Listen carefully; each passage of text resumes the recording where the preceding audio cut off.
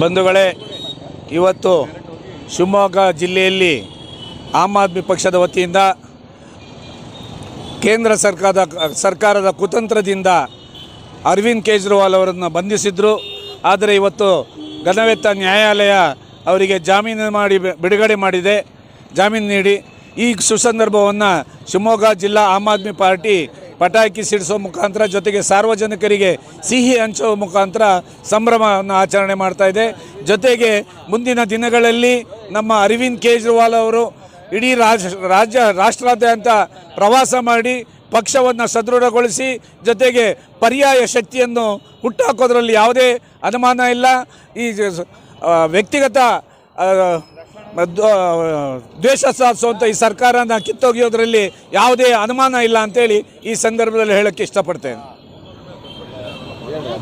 ಇಂದು ಬಹಳ ಸಂಭ್ರಮದ ವಿಚಾರವಾಗಿದೆ ನಮ್ಮೆಲ್ಲ ಆಮ್ ಆದ್ಮಿ ಪಾರ್ಟಿ ಕಾರ್ಯಕರ್ತರಿಗೆ. ಯಾಕಂದರೆ ಅರವಿಂದ್ ಕೇಜ್ರಿವಾಲ್ ಅವರಿಗೆ ಇವತ್ತು ಬೇಲ್ ಸಿಕ್ಕಿದೆ.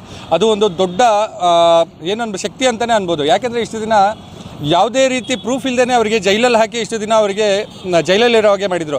ಆದರೆ ನಮ್ಮ ಸುಪ್ರೀಂ ಕೋರ್ಟ್ ಒಂದು ಮಹತ್ವದ ನಿರ್ಧಾರವನ್ನು ತೊಗೊಂಡು ಇವತ್ತು ಬೇಲನ್ನು ಕೊಟ್ಟಿದೆ. ನೀವು ಸುಪ್ರೀಂ ಕೋರ್ಟ್ಗೆ ಧನ್ಯವಾದಗಳನ್ನು ಹೇಳ್ತಾ ಇದ್ದೀರಿ. ಅದರ ಜೊತೆಯಲ್ಲಿ ಶಿವಮೊಗ್ಗದಲ್ಲಿ ಇಂದು ನಾವು ಗೋಪಿ ಸರ್ಕಲ್ನಲ್ಲಿ ಸಿಹಿ ಹಂಚೋದ್ರ ಮುಖಾಂತರ, ಪಟಾಕಿಯನ್ನು ಹೊಡೆದ್ರ ಮುಖಾಂತರ ನಮ್ಮೆಲ್ಲರ ಉತ್ಸಾಹವನ್ನು ಜನಕ್ಕೆ ತೋರಿಸ್ಕೊಂಡು ಎಲ್ಲರ ಜೊತೆ ಭಾಗಿಯಾಗಿದ್ರಿ. ಶಿವಮೊಗ್ಗದ ಪೂರ್ತಿ ಜನತೆಗೂ ಈ ಉತ್ಸಾಹವನ್ನು ಹಂಚ್ಕೊಳ್ಬೇಕಂತ ತಮ್ಮೆಲ್ಲರಿಗೂ ಕೇಳ್ಕೊಳ್ತೀವಿ. ಧನ್ಯವಾದ.